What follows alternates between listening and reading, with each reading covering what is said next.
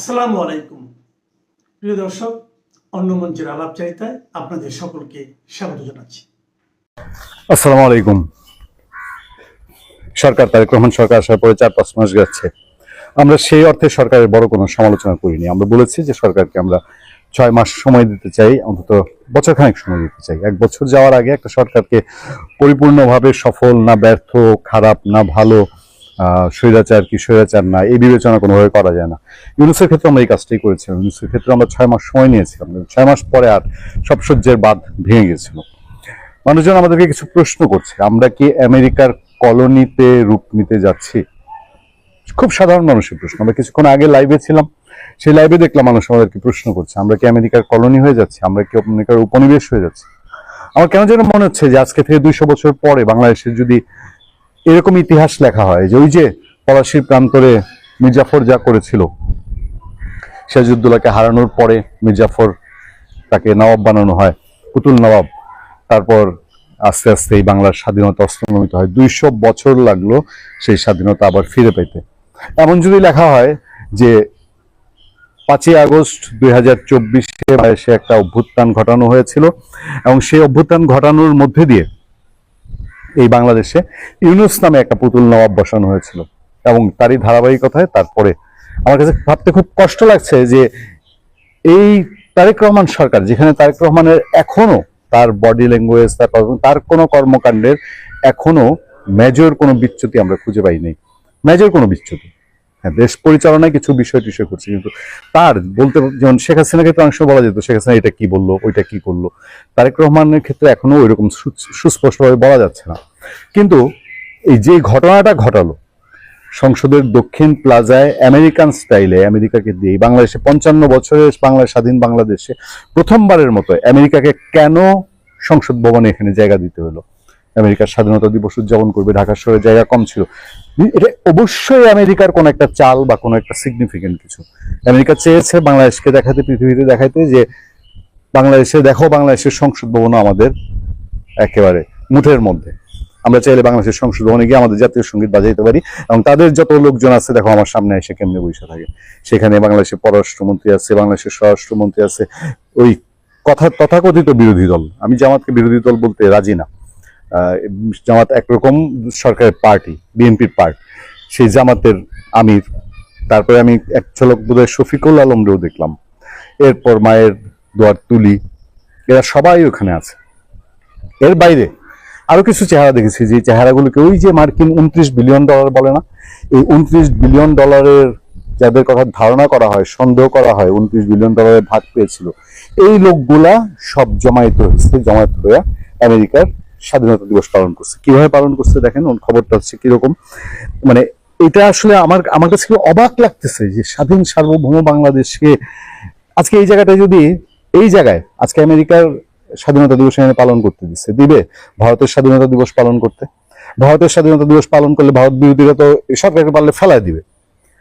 পাকিস্তানের স্বাধীনতা দিবস পালন করতে আমরা দিব না, আমরা মানবো না পাকিস্তানের স্বাধীনতা দিবস পালন করা। আমেরিকাকে দিতে হয়েছে। মানে আমেরিকা কি এমন হয়ে গেছে, এই সরকারের ভিতর থেকেও কি এরকম ভয় যে আমেরিকা ভেনেজুয়েলার প্রেসিডেন্ট মাদুরোকে তুলে আনতে পারছে, আরে আমারে না কবে তুলে নিয়ে যায়, এরকম কোনো বিষয় আছে যে আমেরিকা, আমার বড় ভাই আমেরিকা, হ্যাঁ খায়েশ করছে আমার সংসদ ভবনে একটা অনুষ্ঠান করবে, আমি তারে দেই, আমাদেরকে তুলে নিয়ে যাবে কিনা, নাকি ইরানের মতন ঘটায় ফেলবে? খবরটা ছিল এরকম, জাতীয় সংসদের দক্ষিণ প্লাজায় যুক্তরাষ্ট্রের 250তম স্বাধীনতা দিবস উদযাপিত। আচ্ছা, আমি আমার আলোচনার পাশাপাশি আপনাদেরকে ছবিগুলো দেখালাম, দেখেন সেই ছবিগুলো দেখে আপনার কাছে কোথাও একটু খটকা লাগে কিনা। আমাদের কাছে খটকা লেগেছে। বাংলাদেশ ও যুক্তরাষ্ট্রের মধ্যকার দীর্ঘস্থায়ী দ্বিপক্ষীয় সম্পর্ক এবং পারস্পরিক অংশীদারিত্ব আরও সুদৃঢ় করার প্রত্যয়ের মধ্যে দিয়ে জাতীয় সংসদের দক্ষিণ প্লাজায় উদযাপিত হয়েছে যুক্তরাষ্ট্রের 250তম স্বাধীনতা দিবস। শনিবার ঢাকাস্থ মার্কিন দূতাবাসের উদ্যোগে আয়োজিত এক বিশেষ মিউজিক্যাল পারফরমেন্সের মাধ্যমে দিনটি উদযাপন করা হয়। অনুষ্ঠানে দুই দেশের বন্ধুত্বপূর্ণ সম্পর্ক, পারস্পরিক আস্থা এবং ভবিষ্যৎ সহযোগিতার নানা দিক নিয়ে আলোচনা করেন বিশিষ্টজনেরা। অনুষ্ঠানে জাতীয় সংসদের deputy speaker barrister Kaiser Kamal দুই দেশের ঐতিহাসিক ও সাংস্কৃতিক মেলবন্ধনের কথা তুলে ধরেন। তিনি বলেন, বিখ্যাত মার্কিন স্থপতি লুই কান যেমন বাংলাদেশের সংসদ ভবনের নকশা করে ইতিহাস গড়েছেন, ঠিক তেমনি বাংলাদেশি আমেরিকান প্রকৌশলী ফজলুর রহমান খান যুক্তরাষ্ট্রের স্থাপত্য শিল্পে অনন্য অবদান রেখেছেন। 1971 সালের মুক্তিযুদ্ধে, লাইনটা খেয়াল করবেন, 1971 সালের মুক্তিযুদ্ধের সময় মার্কিন কিংবদন্তি শিল্পী জন হ্যারিসনের কনসার্ট ফর বাংলাদেশের কথা স্মরণ করে তিনি বলেন, রোববার এই জাতীয় এই সঙ্গীতায়োজন মূলত সেই একই মানবিক ও সাংস্কৃতিক চেতনারই ধারাবাহিকতা। আগামী দিনে বাণিজ্য, জলবায়ু পরিবর্তন, নবায়নযোগ্য জ্বালানি, সন্ত্রাসবাদ দমন, সামুদ্রিক নিরাপত্তা এবং শিক্ষা ও প্রযুক্তিগত নানা খাতে দুই দেশের কাজ করার ব্যাপক সম্ভাবনা রয়েছে বলে তিনি আশাবাদ ব্যক্ত করেন। আমার খুব পছন্দের মানুষ ব্যারিস্টার কায়সার কামাল, আমার এলাকার মানুষ, আমার জেলার মানুষ, দীর্ঘ বছর তার সঙ্গে পরিচয়। ভাগ্যিস কায়সার ভাই বলেন নাই যে আমেরিকা আমাদের মুক্তিযুদ্ধে সহযোগিতা করেছিল। মুক্তিযুদ্ধের সময় জর্জ হ্যারিসনের সেই গান, কিন্তু এই কথা তো আমরা ভুলে যাইনি যে মুক্তিযুদ্ধের সময় সপ্তম নৌবহর বঙ্গোপসাগরে পাঠিয়েছিল আমেরিকা, বাংলাদেশ যেন স্বাধীন না হইতে পারে। পাকিস্তানকে জিতানোর জন্য যত রকম কুচেষ্টা করা দরকার সব আমেরিকা তখন করেছিল। যুক্তরাষ্ট্রের রাষ্ট্রদূত তার বক্তব্যে 1976 সালের 4 জুলাইয়ের ঐতিহাসিক ঘোষণা উদ্ধৃতি দিয়ে বলেন, আমেরিকার প্রতিষ্ঠাতা ঘোষণা করেছিলেন সব মানুষ সমান। তিনি জানান, 250তম স্বাধীনতা দিবসে আমেরিকা ফার্স্ট নীতির আলোকেই বিশ্বব্যাপী অংশীদারিত্ব জোরদার করতে যুক্তরাষ্ট্র প্রতিশ্রুতিবদ্ধ।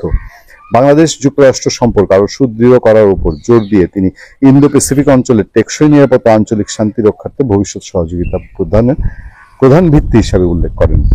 আমেরিকা বলছে, যুক্তরাষ্ট্রকে বাংলাদেশের পরীক্ষিত বন্ধু হিসেবে আখ্যায়িত করে জাতীয় সংসদের বিরোধী দলীয় নেতা ডক্টর শফিকুর রহমান বাংলাদেশে আশ্রয় নেওয়া লাখ লাখ রোহিঙ্গা শরণার্থীর মানবিক সংকটে যুক্তরাষ্ট্রের ধারাবাহিক সহায়তার প্রশংসা করে তিনি বলেন, পারস্পরিক স্বার্থ, আঞ্চলিক সহযোগিতা, স্থিতিশীলতা ও গণতন্ত্র রক্ষার ভিত্তিতে দুই দেশের এই সম্পর্ক ভবিষ্যতে আরো সুদৃঢ় হবে। জামায়াতে ইসলাম বাংলাদেশের স্বাধীনতা চায়নি, আমেরিকাও বাংলাদেশের স্বাধীনতা চায়নি। এবং দেখেন আজকে সেই আমেরিকাকে তারা আপনার এই বাংলাদেশের এত ক্লোজ করতেছে, এত ঘনিষ্ঠ করতেছে। এই আমেরিকাই ফিলিস্তিনি মুসলমান ভাইদেরকে ইসরায়েলকে দিয়ে মেরে শেষ করে দিচ্ছে প্রতিটা মুহূর্তে। আচ্ছা, একজন প্রশ্ন করেছে আমাদেরকে, জামাত কি মানে আমাদের ফিলিস্তিনি মুসলিম ভাইদের ছেড়ে দিয়ে তারা আমেরিকার পক্ষে দালালি শুরু করেছে? এই কথা তো আমরা ইলেকশনের আগে শুনতাম যে আমেরিকার এমবেসি একদম উঠে পড়ে লেগেছে বাংলাদেশে, দুঃখিত বাংলাদেশে জামাতে ইসলামীকে নির্বাচিত করার জন্য। অদূর ভবিষ্যতে যদি সত্য হয়ে থাকে, অদূর ভবিষ্যতে এই যে আওয়ামী লীগকে এখন নাই, আওয়ামী লীগকে চাইতেছে তারা নিষিদ্ধ করে দিবে, আওয়ামী লীগ নিষিদ্ধ করে যদি আগামী দিনে বিএনপিকে পুরোপুরি কোণঠাসা করে জামাতকে ক্ষমতা আনার চেষ্টা করে, তখন বিএনপি কি করবে? আমি গত কয়েকদিন আগেই একটা আলোচনায় আপনাদেরকে বলেছিলাম যে আমেরিকার রাষ্ট্রদূতের মতিগতি কিন্তু সুবিধার না। এই যে এখনো যে সেই হাপিটার হাঁসের মতন সে এমন এমন কিছু উদ্যোগ নিচ্ছে যেগুলো মিন করে যে আমেরিকা আবার কোনো একটা বাংলাদেশে কোনো একটা অঘটন ঘটানোর জন্য প্রস্তুতি নিচ্ছে কিনা। আমি অত্যন্ত মর্মাহত যে আমেরিকা কখনো কারো ভালো বন্ধু হয় না, এটা পৃথিবীতে প্রতিষ্ঠিত সত্য। ফলে আমি খুব অবাক হচ্ছি যে বাংলাদেশে আমেরিকার এত বড় অনুষ্ঠান বিএনপি সরকার দক্ষিণ প্লাজায় আয়োজন করলো, যে দক্ষিণ প্লাজায় তোফায়েল আহমেদের মতন কিংবদন্তি মানুষের জানাজা হয় না, জানাজা হতে পারে নাই। সেই দক্ষিণ প্লাজা দিয়ে দেওয়া হচ্ছে আমেরিকাকে, সেই দক্ষিণ প্লাজা দিয়ে দেওয়া হয় হাদির মতন একজন রাজনীতিবিদের জানাজার জন্য। এর চেয়ে লাখ বাংলাদেশের আর কিছুই হতে পারে না। ভালো থাকবেন, সুস্থ থাকবেন। আপনাদের সাথে আমি আতিক রহমান, পূর্ণিয়া। আপনি বাংলাদেশের পতাকা কোনো অংশ বিকৃতি আপনি করতে পারবেন না, কোনোভাবেই না। আপনি না উড়াইলেন, কিন্তু আপনি বিকৃতি করতে পারবেন, সরাসরি রাষ্ট্রদ্রোহ অপরাধ। অথচ চিন্ময় কৃষ্ণ দাস, ইসকনের নেতা, হিন্দুদের নেতা, একটি অংশের নেতা, তার নামে ভুয়া যে পাশে তার ধর্মীয় পতাকা উড়াইছে, আপনি তারা ধরে নিয়ে গেলেন, এখনো জেলে রেখেছেন চিন্ময় কৃষ্ণ দাসকে। এখন সরাসরি পতাকা বাংলাদেশের পতাকার উপরে টানাইতেছে, এমনকি এটা বিকৃতি করে বাংলাদেশের পতাকার সাথে যুক্ত করতেছে। আসলে এই কালেমার পতাকার নামের যে ফাত্রামি, এটা মৌলবাদীদের নতুন অপকৌশল। এই কৌশলে তারা বাংলাদেশকে একটি জঙ্গিবাদী রাষ্ট্র কায়েম করতে চাচ্ছে। অলরেডি ইসরায়েলের রাষ্ট্রদূত বলে দিয়েছে যে বাংলাদেশে, এমনি বলে নাই যে বাংলাদেশে হামাসের ঘাঁটি আছে, এমনি তো বলে নাই, সেগুলো প্রমাণ দিচ্ছে তারা। এটা সরাসরি রাষ্ট্রদ্রোহ অপরাধ এবং এটা বাংলাদেশের জন্য হুমকি। বাংলাদেশের পতাকা, সার্বভৌমত্ব, বাংলাদেশের সংবিধান, মুক্তিযুদ্ধের জন্য পুরোপুরি হুমকি। এরা 71 সালে ব্যর্থ হয়েছে, ব্যর্থ হয়ে এরা তারা 2026 নয়া ফাত্রামি শুরু করেছে। 24 গিয়েও দেখলো যে ক্ষমতায় যেতে পারলো না, তাদের যেটা তো ভাই বিএনপি ক্ষমতায় এসেছে, তারা ক্ষমতায় আসতে পারে নাই। এই দুধের স্বাদ ঘোলে মিটাইছে, এটা তাদের পছন্দ হইতেছে না, তাই নতুন একটা কালেমার পতাকার নামে ফাত্রামি শুরু করেছে, যাতে দেশে একটা গজগটা বাজানো যায়। তারপরে একটা যুদ্ধ পরিস্থিতি সৃষ্টি হলে পাকিস্তান আছেই, তুরস্ক আছে, আফগানিস্তান আছে, আর বাংলাদেশের মাদ্রাসাগুলো তেমনি বানায় নাই। এগুলো তো যুদ্ধ করার জন্য বানাইছে, ধর্মের জন্য তো না। কয়েকদিন পরে দেখবেন আসলে তো সুখে খাইতে ভূতে খেলাই তো। তাই 2024 সালে 5ই আগস্টে শেখ হাসিনাকে তাড়াইছে, শেখ হাসিনা সরকার উচ্ছেদ করছে। আর 2026 আইসে তথাকথিত কালামের পতাকার নামে ফাত্রামি শুরু করেছে, যাতে একটু দুর্ভিক্ষের কবলে পরে না খায় থাকতে পারে। কারণ সুখে খাইতে এদের ভূতে গেলে ভালো লাগতেছে না, তো এদের কপালে খুব শনি আছে, এতই শনি আসে যে আপনি কল্পনা করতে পারবেন না। দেখতে পাবেন। জি, ধন্যবাদ। আহ, ফরিদ ভাই একজনও অলরেডি এগুলো আমাদের অবশ্য আমাদের মনেও আসে। দর্শক প্রশ্ন যে আমের কথা, দর্শক প্রশ্ন করেছেন তুরস্কে আম পাঠিয়েছে কিনা, পাকিস্তানে আম পাঠিয়েছে কিনা, চায়নাকে আম পাঠিয়েছে কিনা, ইউএসএ কে আম পাঠিয়েছে কিনা, আমটা কেন ভারতে? এখন শুনেন, কইলে কইলে মায়ের খায়, না কইলে বাপে আইডা খায়। দশাটা এরকম, দোস্তি দোস্তি না ঝুটে, দুশ্মনী না টুটে। সারাদিন ভারতের গালি দিবে, বুঝতে পারছেন? আমার পরিচিত 2জন মহিলা ছিল, সারাদিন দেখি ঝগড়া করে, সারাদিন ঝগড়া করে, মানে দিনের মধ্যে অন্তত একবার ঝগড়া লাগে। পরে দেখি যে তারা সেমাই যখন রান্না করে তা একজন আরেকজনটা দেয়। পরে আমরা এই জায়গাটা মীমাংসা করতে যাই, বিপদে পড়ছি। তো বাংলাদেশে ভারতের সম্পর্ক এরকম, ঝগড়াও করবো, আবার সেমাইও পাঠাবে, এদিকে আর আম পাঠাবে। ভারত আবার ক্রাইসিস পিরিয়ডে তেল বিক্রি করবে, কারণ ওই সময় যদি তেলটা না দিত, আমাদের এই জাতীয় ভাইয়া তারেক রহমানের সরকার উষ্টা খায় উপতে পড়ে যাইত, বুঝতে পারছেন? কিন্তু ওই যে ভারত কূটনীতির, চাণক্য নীতির, সে ধীরে সুস্থ খাচ্ছে, সে তার মতো কাজ করে যাচ্ছে। আম পাঠাইছেন ভালো কথা, এখন তো ফেলে দেওয়া যায় না, যে না তোর আম নিমু না। বাংলাদেশ হলে তাই করতো, তোর আম নিমু না। ভারত তো ভদ্রতা, সভ্যতা, শিষ্টাচার বুঝে, আন্তর্জাতিক কূটনীতি বুঝে, সেই জন্য সে আম নেয়, কিন্তু বিনিময়ে কিছু দেয় না। দেখা যাক কি হয়, অপেক্ষা করতে থাকেন, অনেক কিছু আছে, ইচ্ছা করলে বলতে পারতেছি না। জি। ফরিদ ভাই, আয়াতুল্লাহ আলী খামেনির জানা যায় বাংলাদেশ থেকে একটা প্রতিনিধি দল গেছে। এই দলের কেউ কিন্তু শিয়া অনুসারী না। হ্যাঁ, এই দলে যারা গেছে এরা সবাই সুন্নি মতাদর্শের অনুসারী এবং তারা সবসময় শিয়াদেরকে বলে কাফের, কাফের বলে, একদম প্রকাশ্যে বলে। হ্যাঁ, জি, জি, মাইক লাগিয়ে, হ্যাঁ, লাউড স্পিকারে বলে শিয়ারা কাফের। সেই জি, সেই শিয়া নেতা আয়াতুল্লাহ আলী খামেনির জানা যায় তারা কিভাবে অংশগ্রহণ করছে। আপনি বিষয়টা যদি আপনার 2-1 মিনিটে, আমি খুব দীর্ঘ আলোচনা জি, চাই না জি, এই জি, বিষয়ে। 1 মিনিটেই শেষ করছি, 1 মিনিটে শেষ করছি। শুনেন, ওই যে সলিমুল্লাহ খানের পীর, যিনি যেটার মাজারে খাদেম, যিনি আহমদ সভা বলছিলেন, বাঙালি মুসলমানের মন বোঝা বড়ই মুশকিল। নাস্তিক আবুল ফজল কিন্তু টুপি মাথায় দিয়ে জিয়ার মন্ত্রী হয়ে গেছিল, শিক্ষামন্ত্রী। তো এরা, এটা রাজনৈতিক, এটা একটা ফাত্রামি। ইরানিদের শিয়াদের কাফের মনে করে, কিন্তু এই দেশের জামাত শিবির লামা জাহাবিরা এখানে কমিউনিটি গায়েবানা জানাজা করেছে। যার যার বাড়ি, যার বিয়া তার খবর নাই, পাড়াবর্ষীর ঘুম নাই, মারা গেছে খোমেনি ইরানে, বাংলাদেশে 4 মাস আগেই জানাজা পড়া শেষ। কিন্তু একজনও কিন্তু শিয়া না, আর তারা কাফের মনে করে ইরানিদের, শিয়াদের। আপনি বলেন তো, এদের যারা যারা গিয়েছে তাদের একবার ওই যে মোহাম্মদপুর শিয়া মসজিদে গিয়ে একটু জুম্মা নামাজটা পড়ে আসতে বলেন না। তাহলে দুধ কা দুধ পানি কা পানি হয়ে যাবে। বলেন না, ওই যে ঢাকার পুরান ঢাকার হোসানি দালানে গিয়ে একদিন একটা জামা থেকে এক ওয়াক্ত নামাজ পড়ে আসুক, তাহলে তো দুধ কা দুধ পানি কা পানি হয়ে যাবে। আরেকটা উদাহরণ দেই, এই শিয়াদের সাথে বিয়ে করতে বলেন তো, শিয়া মুসলমানের সাথে সুন্নিদের বিয়ে করাইতে বলেন, তাহলে দুধ কা দুধ পানি কা পানি হয়ে যাবে। বলেন বাংলাদেশে তো শিয়া আছে, বিয়ে করতে বলেন, সুন্নিদের বলেন বিয়ে করতে, এরা বিয়ে করবে না ওরা বিয়ে দিবে? পারবে কিনা বলেন? এগুলো হলো আরেক ভণ্ডামি, এটা হলো রাজনৈতিক ভণ্ডামি। এটা তারা গিয়েছে। আবার দেখেন, বঙ্গবন্ধুর প্রতীকীতে যদি ছবি দেন, ফুল দেন, ওটা হলো কুফরি। কিন্তু এরাই আবার কিন্তু ইরানে গিয়ে এই খোমেনির ছবিতে ফুল দিছে, এটা আবার হালাল হয়ে গেছে। শেখ হাসিনা 300 লোক মারলে ফ্যাসিস্ট, আর খোমেনি 80,000 লোক মারলেও সে ফ্যাসিস্ট না, সে হলো দেবতা, সে হলো গণতন্ত্রের ধারক বাহক। এই দেশের বামপন্থী সিংকুপাম আর মোল্লাদের কাছে তাই মনে হয়। তো এটা ওটা আরেক ফাত্রামি, এদের ভণ্ডামি ধরা পড়ে গেছে। জি, ধন্যবাদ। জি। যে ডোনাল্ড ট্রাম্পের 120 ফিট উচ্চতার মূর্তি। আবার ছবিটা যদি একটু ক্লিয়ার করে দেখেন তাহলে দেখতে পাবেন যে ডোনাল্ড ট্রাম্পের পায়ের নিচে ছাপা পড়েছেন শি জিনপিং। এটার কারণটা কি আপনারা সকলে জানেন। আজকে তো সারাদিনই হচ্ছে, কালকেও সারাদিন লেখালেখি হয়েছে, পোস্টার বিভিন্ন ভাবে বানাইছে মানুষ। সেটা হচ্ছে যে এই সর্বপ্রথম আমেরিকার স্বাধীনতা দিবস 250 বছর পূর্তি উদযাপন করেছে কোথায়? বাংলাদেশের জাতীয় সংসদ ভবনের দক্ষিণ প্লাজায়। এই কাহিনী পৃথিবীতে এইবারই, মানে যে সপ্তম আশ্চর্য শুনছেন, এটা হচ্ছে যে অষ্টম আশ্চর্য। এটা পৃথিবীতে অষ্টম আশ্চর্য যে এভাবে কোনো দেশের সংসদ ভবন এরিয়াতে আরেক দেশের স্বাধীনতা উদযাপন হয়। এইটা যদি ধরেন ঢাকা শহরে কোনো একটা ইয়েতে ক্লাবে ক্লাবে যদি ভারতের আমরা পালন করতাম তাহলে আরো আগুন লাগতো। তখন কিন্তু দেশ ব্যাচ হয়ে গেছে, কিন্তু এখন দেশ ব্যাচ হয় নাই।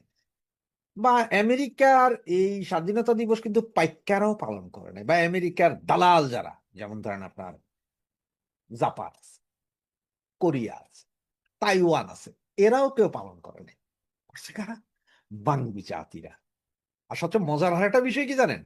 যে এটার আয়োজন করছে বিরোধী দলীয় নেতা, জামায়াতে ইসলামীর নেতা, ওনারা আয়োজন করছে না, সেখানে সমস্ত লোক যায় হাজির। তবে একটা জিনিস উল্লেখযোগ্য এখানে, যাদেরকে আমরা ডলার খোর নামে চিনি, ডলার ডলার যারা ডলার খোর, তাদেরকে ওখানে দেখা যায় নাই।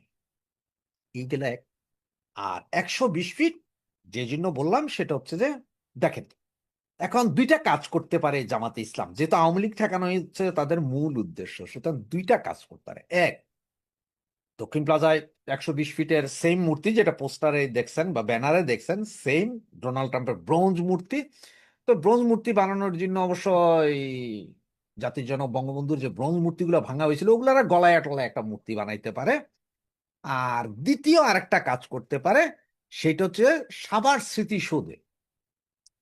স্মৃতিসৌধে পাশে স্ট্যাচু অফ লিবার্টি, যেটা আমেরিকার প্রতীক, ওইটা একটা বানা দিতে পারে। যেহেতু শিক্ষা ও নির্মাণ বন্ধ, সুতরাং শিক্ষা ও নির্মাণের যে গ্যাস, সেইটা আইনা স্ট্যাচু অফ লিবার্টির পেছন দিয়া লাগাই দিতে পারে গ্যাস লাইন, আর উপরে যে টর্চ লাইট হাতে ধরা সেটার মধ্যে আগুন দিতে পারে, মানে একদম অরিজিন স্ট্যাচু অফ লিবার্টি বানাই দিতে পারে, যেটা আমেরিকাও করতে পারে না, সেটা বাংলাদেশ করে দেখাই দিতে পারে। এতে দুইটা লাভ, যেহেতু আমরা এখন আমেরিকার অঙ্গরাজ্য, উইদাউট পাসপোর্ট উইদাউট ভিসা ছাড়াই অঙ্গরাজ্য, সুতরাং এটাতে আরো প্রমাণ হয়ে যায় যে না, আমরা আসলেই আমেরিকান নাগরিক। যদিও বাপ ডাকা শুরু করছি, কিন্তু বাপ পুত্রের স্বীকৃতি দেয় নাই, ভিসা মিসা পাওয়া তো দূরের কথা। আর এত তেলবাজি করার পরেও আমেরিকা কি ঘোষণা দিয়েছে শুনছেন তো? যে আমরা আর অনুদান দেব না, আমরা ট্রেড দিব। ট্রেড কি দিবেন আপনি? ট্রেড দিবেন ওই যে গম, ডাইল, লবণ, তেল, মানে বেশি দাম হইল আমেরিকা থেকে কিনতে হইব। আগে যেখানে পৃথিবীর বিভিন্ন দেশ থেকে ওপেন মার্কেট থেকে এলএনজি কিনতেন, তেল কিনতেন, সেটাও বন্ধ। কারণ আমেরিকা যা বলবে তাতেই কিনবেন, এতে আপনার আমার ডট ডট মারা গেল, কোনো সমস্যা নেই। এটা হচ্ছে যে আমেরিকার মূল। আর চায়নার প্রেসিডেন্ট, চায়নার অ্যাম্বাসেডার 4-5 দিন আগেই কি বলেছিল, যে বাংলাদেশের ভেতরে কেউ হস্তক্ষেপ করুক এটা চাই না। তো হস্তক্ষেপ কিন্তু উনিও করছেন। উনি কে যে এইটা হিসাব বলার? আবার দিকে আমেরিকাও বলে যে বাংলাদেশের ভেতরের কোনো বিষয় নিয়ে অন্য কেউ হচ্ছে, কারণ দোনোটাই দালাল। এখন চায়নার এই আস্ফালন দেখেই আমেরিকার নির্দেশ দিয়েছিল জমাতেরা, যে বাবারা তোমরা তাড়াতাড়ি আমাদের এইটা করো।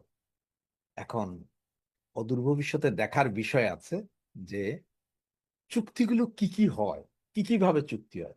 আবার এদিকে আওয়ামী লীগও নিশ্চুপ, চুপচাপ। তবে জামাত আর বিএনপি এনসিপি এরা মিলা যদি ওই যে 120 ফিটের এই মূর্তি যদি বানায়, আওয়ামী লীগের ক্ষমতা নেই মূর্তি নিয়ে কোনো কথা বলবে। 50 ফিটের রাম মূর্তির চেয়ে মূর্তি ডোনাল্ড ট্রাম্পের 120 ফিটের মূর্তি হবে, সমস্যাটা কোথায়? আর এই মূর্তি বানাবে জামাত বিএনপি, এইটা কিন্তু হারাম হবে না, এটা হালাল মূর্তি হবে। কারণ আমরা এখন শুয়োর খাবো আইনা, আমরা মদ আইনা খাবো, কারণ পৃথিবীর সবকিছুতে ভেজাল, কিন্তু ভাই হুইস্কিতে কোনো ভেজাল নাই। পিওর হুইস্কি খাইতে পারবো যদি আমেরিকার সাথে আমাদের এই ভাবটা চলতে থাকে। বন্দর করিডোর অমুক তমুক সবই তো দেওয়া হয়েছে, আর থাকলোটা বা কি কি? দেশের বাকি যা আছে তাও যাক না, অসুবিধা নেই, অঙ্গরাজ্য হইলাম, সবার পাসপোর্ট আমেরিকান হইয়া যাবে। যারা এখন আমেরিকা যাইয়া যেসব ভাই বোনেরা কাউ কাউ চিল্লায়, হেরাও বাতিল, কারণ হচ্ছে যে তোদেরও পাসপোর্ট আছে, আমগো পাসপোর্ট আছে, সব আমেরিকান, এটাই না? এই জন্যই আমি এটা বানাইলাম, যাতে ডোনাল্ড ট্রাম্পের একটা 120 ফিটের মূর্তি দাঁড়া করিয়ে দেওয়া যায় সংসদ ভবনের দক্ষিণ প্লাজায়, এবং একটা মূর্তি স্ট্যাচু অফ লিবার্টি বানানো যায়, যেটার পেছন দিয়ে থাকবে গ্যাস পাইপ, উপর দিয়ে লাইটের মধ্যে চলবে আগুন। ঠিক আছে না? এভাবেই চলতে থাকুক দেশ। আর বঙ্গু জাতি, আপনারা বুঝেন কে আপনাদের প্রিয় ছিল, শেখ হাসিনা নাকি অন্য কেউ? জাতির জনকের কন্যা শেখ হাসিনা যেই উন্নয়ন যা দিয়ে গেছে, যেভাবে করে গেছে, এইটাই ইহ জন্মে আর আপনারা পারবেন না। সেটা যে পারবেন না, আপনাদের যে অবস্থা কি, সেটাই আপনারা দেখতে থাকুন।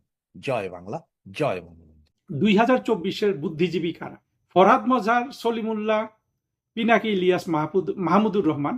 পাকিস্তান থেকে শুরু করে আপনি কোনো জায়গায় এই বুদ্ধিজীবীগুলোকে জেলে ভাত ছাড়া কোথাও ভাত খাওয়াইতে পারবেন না, অর্থাৎ কোথাও ফিট করতে পারবেন না। এদের পাগলামি অন্য যে কোনো মুসলিম রাষ্ট্র কিন্তু এদেরকে জেলে নিয়ে যেত। 2024-এর চরমপন্থার উত্থান কিভাবে বাংলাদেশকে বুদ্ধিজীবী শূন্য করেছে, আলোচনাটা অনেক সহজ করে দিয়েছেন রুমিন ফারহানা। আমি ওনার একটা রিল দেখলাম 2-1 দিন আগে সোশ্যাল মিডিয়াতে। উনি একটা গুরুত্বপূর্ণ প্রশ্ন রেখেছেন যে বাংলাদেশে 5 জন রবীন্দ্রসঙ্গীত শিল্পী, 5 জন নজরুল সঙ্গীত শিল্পী, 5 জন ভালো লেখক, এইভাবে উনি বলেছেন আর কি, ভালো যারা বেস্ট, এইরকম 5 জন করে দেখাতে, যারা বিএনপিকে সমর্থন করে। রুমিন ফারহানা নতুন করে কিছু বলেননি। এটা সবসময় দেখা গেছে বাংলাদেশ স্বাধীন হওয়ার পর থেকে, কিংবা আমাদের যে মুক্তিযুদ্ধের সংগ্রাম সবকিছু থেকে শুরু করে আজ পর্যন্ত, বাংলাদেশের সত্যিকারের বুদ্ধিজীবী যারা ছিলেন, বা লেখক, সাহিত্যিক, কবি, সঙ্গীত শিল্পী, যাই বলেন, যদি সত্যিকারের সঙ্গীত শিল্পী, নায়ক নায়িকা, এদেরকে এখন আর ধরা যাচ্ছে না। কারণ হলো এই লোকগুলার আসলে সত্যিকারের মননশীল কোনো শিক্ষা নাই। যদিও এদের যোগ্যতাকে সম্মান করতে হয়, কিন্তু মননশীলতার শিক্ষা বা সৃষ্টিশীলতার শিক্ষা, সেটা আর একটু গভীর জিনিস। সেটা কিন্তু আমরা কখনো দেখি নাই যে আওয়ামী লীগ ছাড়া অন্য কোনো দলকে সমর্থন করে। কেউ কেউ ছিল যে কমিউনিস্ট পার্টি টার্টিকে সমর্থন করে, বাট মোটা দাগে আওয়ামী লীগকে কিন্তু সবাই সমর্থন করেছে। এটার কিন্তু একটা বাস্তব কারণও আছে। এই কারণটা বোঝা খুব জরুরি। সেটা হলো, আমি যদি এক বাক্যে বলি, সেটা হলো সত্যিকারের কোনো বুদ্ধিজীবী হওয়া সম্ভব না কেউ যদি বাংলাদেশের যে মুক্তিযুদ্ধের চেতনা সেটাকে সমর্থন না করে। এখন দেখুন, বাংলাদেশে যদি মুক্তিযুদ্ধের চেতনাকে সমর্থন করতে হয়, স্বাভাবিকভাবে পছন্দ করুক বা না করুক, সেই বুদ্ধিজীবীকে আওয়ামী লীগকে সমর্থন করতে হয়। এমন নয় যে তারা সবাই আওয়ামী লীগকে ভালোবেসে সমর্থন করে। তারা সমর্থন করে এই জন্য যে আওয়ামী লীগের চেয়ে বেটার কোনো অপশন তাদের কাছে নাই সমর্থন করার জন্য রাজনৈতিক শক্তি হিসাবে। দেখি এই আমার এই কথার পক্ষে যুক্তি শেষে একটু দেয়া যায় কিনা, আমরা আলোচনাটা চালিয়ে যাই। বাংলাদেশের মুক্তিযুদ্ধের চেতনা এমন একটা জিনিস, চেতনা বলতে ক্লিয়ার করতে হবে যে চেতনাটা কি। মুক্তিযুদ্ধের চেতনা আমাদের কিন্তু সুস্পষ্ট, সেটা হলো আমাদের যে স্বাধীনতার ঘোষণাপত্র এবং আমাদের 72-এর সংবিধান, এই দুটোর নির্যাসটা যদি আপনি টানেন, সেটা হলো একটা উদার, গণতান্ত্রিক, অসাম্প্রদায়িক বাংলাদেশ সৃষ্টি করা ছিল। মুক্তিযুদ্ধের চেতনা বলুন, মুক্তিযুদ্ধের স্বপ্ন বলুন, একই। এটাই হলো মুক্তিযুদ্ধের চেতনা, একটা উদার, গণতান্ত্রিক, অসাম্প্রদায়িক রাষ্ট্র। আমরা যদি আমাদের স্বাধীনতার ঘোষণাপত্র এবং 72-এর সংবিধানকে এক করি, তার অর্থ দাঁড়ায় এটা। আর যদি আপনি এটাকে একটা শব্দ দিয়ে প্রকাশ করতে চান, সেটা হলো ধর্মনিরপেক্ষতা। আমাদের স্বাধীনতার ঘোষণাপত্রে অনেক কথা আছে, 72-এর সংবিধানেও অনেক কথা আছে। আপনার প্রতিটা কথাকে যেই শব্দটা আপনার সমর্থন করে, একটা শব্দ দিয়ে যদি সবগুলো কথা প্রকাশ করতে চান, সেটা হলো কিন্তু ধর্মনিরপেক্ষতা। আমাদের দুর্ভাগ্য যে বাংলাদেশে ধর্মনিরপেক্ষতা শব্দটার একটা চমৎকার আমাদের দেশীয় সংজ্ঞা বঙ্গবন্ধু দেয়া সত্ত্বেও এইটাকে দেলোয়ার হোসেন সাইদি চরমভাবে একটা ঘৃণার শব্দে পরিণত করেছে, যে ধর্মনিরপেক্ষতা মানেই হলো যে একটা অত্যন্ত জঘন্য কিছু। বঙ্গবন্ধু কি সংজ্ঞাটা দিয়েছিলেন, যে প্রত্যেকে প্রত্যেকের ধর্মবিশ্বাস পালন করবে, বাংলাদেশে রাষ্ট্র থাকবে নিরপেক্ষ। আমি বঙ্গবন্ধুর কথাটা কোট করতে পারি নাই, বাট মিনিংটা পরিষ্কার। আমরা যদি সেটা নিয়েও এগিয়ে যাই, আমাদের মুক্তিযুদ্ধের চেতনা কিন্তু আসলে ধর্মনিরপেক্ষতা। ধর্মনিরপেক্ষতা ছাড়া আপনি একটা আধুনিক গণতান্ত্রিক রাষ্ট্র গঠন করতে পারবেন না। এখন আমরা দেখি যে 2024-এর বুদ্ধিজীবী কারা। পিনাকি 1 নম্বর, ইলিয়াস 1 নম্বর, কারণ ইলিয়াসের সমর্থক বেশি। আপনারা অবশ্য অনেকে এখন আমাকে মানে এখনই আপনাদের হয়তো ব্রু কপালে উঠে গেছে যে ইলিয়াস পিনাকি এরা কিভাবে বুদ্ধিজীবী হয়। ওদেরকে সোশ্যাল ইনফ্লুয়েন্সার, সমাজ মাধ্যমের ইনফ্লুয়েন্সার এগুলো বলা হয়। আসলে সেটা না। বুদ্ধিজীবী মানে ইনফ্লুয়েন্সার। পাবলিক ডোমেইনে বুদ্ধিজীবী থাকতে হলে, প্রাইভেট লাইফে অনেক বড় বুদ্ধিজীবী থাকতে পারেন, যারা সেটা তো আমরা সেটা নিয়ে আলোচনাও করছি না। যে যত বড় সোশ্যাল ইনফ্লুয়েন্সার সে তত বড় কিন্তু বুদ্ধিজীবী। সেই দিক থেকে 24-এর বুদ্ধিজীবী কিন্তু এই ইলিয়াস, পিনাকি, মাহমুদুর রহমান, আরো আপনার যদি বলেন যে ফরহাদ মজহার, সলিমুল্লাহ। এখন এরা কি টাইপের বুদ্ধিজীবী? 24-এর চরমপন্থার উত্থানে এরাই সবচেয়ে মূল ভূমিকা পালন করেছে। বুদ্ধিবৃত্তিক বলেন কিংবা ইন্টেলেকচুয়াল সোসাইটি থেকে, ইনফ্লুয়েন্সারের সোসাইটি থেকে, এরাই তো, আরো নাম থাকতে পারে, আমার মানে সব মনে আসছে না, এদের কথাই এখন মনে আসে সবচেয়ে বেশি। এদের মধ্যে সলিমুল্লাহকে, ফরহাদ মজহারকে আর পিনাকিকে একটা জায়গায় ভাগ করতে হবে, আর মাহমুদুর রহমান আর ইলিয়াস কিন্তু আরেক জায়গায়। অর্থাৎ মাহমুদুর রহমান আর ইলিয়াস, এদের সততা বোঝা আমাদের পক্ষে সহজ, কারণ এরা শৈশব থেকে কখনো এদের অবস্থান বদলায়নি। অন্যদিকে আপনি যদি ফরহাদ মজহারের দিকে তাকান, কখনো সে আওয়ামী লীগকে সমর্থন করেছে, শেখ হাসিনাকে সুনাম করে বই লিখেছে, কখনো সে বিএনপিকে সমর্থন করেছে, এবং সে একবার জেলে গেছে, আমার মনে আছে, সেটা বেগম খালেদা জিয়া যখন প্রধানমন্ত্রী ছিলেন তখন। পরবর্তীতে সে মাদ্রাসা কেন্দ্রিক এবং তার বহুরূপ। আর সলিমুল্লাহর ঘটেছে উল্টাটা। সলিমুল্লাহকে যদি আমরা 2013-14 সালে দেখি, তার কথা শুনি, পরিপূর্ণভাবে সে কিন্তু বাংলাদেশের মুক্তিযুদ্ধের পক্ষের যে কথাগুলো বলা দরকার সেটা সে বলতে পারত। 18-19 থেকে সে মাদ্রাসা ভিত্তিক বুদ্ধিজীবিতার দিকে চলে গেল। শয়তানিটা দেখেন, একটা মানুষ কিভাবে 60-70 বছরের একটা মানুষ 13 সালে যেই কথা বলে 24 সালে এসে সেই কথা বলে না। যাই হোক, এখানে আমি আজকে সলিমুল্লাহর গীবত গাইতে আসি নাই, তাকে নিয়ে আলাদা একটা বক্তৃতা কোথাও দিয়েছিলাম। কিন্তু এদের সমস্যা হলো যে পিনাকি, ফরহাদ মজহার, সলিমুল্লাহ এরা এক সময় একরকম ছিল, আরেক স্টেজে এসে ভিন্ন রকম হয়েছে। ইলিয়াস আর মাহমুদুর রহমান সবসময় এক জায়গায় ছিল। এই অবস্থায় এই তিনজন নিশ্চিতভাবে অসৎ লোক, অন্তত তাদের বিবেকের কাছে তো অসৎ। পিনাকি, ফরহাদ মজহার আর সলিমুল্লাহ। মাহমুদুর রহমান আর ইলিয়াস তাদের বিবেকের কাছে তারা সৎ আছে। যেমন আমাদের একজন বিখ্যাত হুজুর আব্দুর রাজ্জাক বিন ইউসুফ, যেটা বলেন সেটা উনি বোঝেন, বলেন এবং প্র্যাকটিস করেন বলে মনে হয় আর কি। যদিও ছবি ভিডিও তোলার জায়গাটা ছাড়া, কারণ ছবি তোলা এবং ভিডিও তোলা তো হারাম। আব্দুর রাজ্জাক বিন ইউসুফ যেটা প্রকাশ করতে চান, তো উনি কিন্তু আবার সেখানে অনুমোদন দেন। এইটা ছাড়া তার কিন্তু প্রকাশ আর কোনো জায়গায় আমি বিচ্যুতি দেখি না। কিন্তু অন্য মৌলবীগুলা দেখেন, সবগুলাকে আপনি নাস্তিক বলতে পারবেন। সেই কাজী ইব্রাহিম বা যা যা আছে, তারেক মনোয়ার, আজহারি, সবগুলা কিন্তু বিশুদ্ধ না। এখন এই যে 4-5 জন বুদ্ধিজীবীর আমরা নাম বললাম, এতক্ষণ তাদেরকে বুদ্ধিজীবী বললাম, তারা কি আসলেই বুদ্ধিজীবী? বুদ্ধি থাকলেই কি বুদ্ধিজীবী হয়? সমাজকে ইনফ্লুয়েন্স করতে পারলেই কি বুদ্ধিজীবী হয়?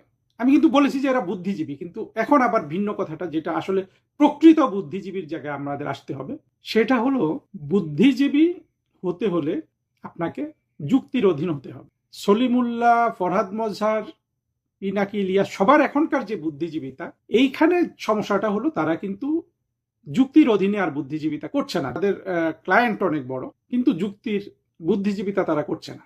এখন যুক্তিভিত্তিক বুদ্ধিজীবিতাটা কি? যুক্তিভিত্তিক বুদ্ধিজীবিতা হলো রুমিন ফারহানা যাদের কথা বলছেন, আমরা যেটা দেখেছি বাংলাদেশের শুরু থেকে শেষ পর্যন্ত, সত্যিকারের যারা বুদ্ধিজীবী তারা কোনো না কোনো পর্যায়ে কিন্তু আওয়ামী লীগের সমর্থক। এখন আমাকে প্রশ্ন করা যেতে পারে যে আওয়ামী লীগের সমর্থকগুলাই যদি বুদ্ধিজীবী হয়, বাকিরা বুদ্ধিজীবী না, এর প্রমাণ কি?